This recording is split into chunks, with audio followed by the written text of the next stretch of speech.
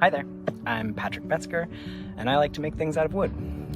When I was a kid back in Chattanooga, Tennessee, I spent a little bit of time in the Scouts and did some wood carving there, and some just running around the woods on Signal Mountain and Lookout Mountain. Now I spend every day in the digital world, and it's been kind of a long time since I got back into wood carving.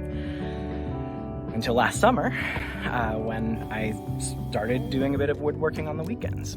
And I'm a beginner, so kind of along with that, I thought it would be interesting to document my learning process along the way as I gain the skills and tools to take on new projects. I hope you'll enjoy seeing my growth as an amateur woodworker, and maybe some of you will learn something as I fumble my way through wood sculptures, a table, even a puzzle box. At the very least, my lack of expertise should provide some moments of absurdity. Absurdity. Welcome to Crafted Fractal.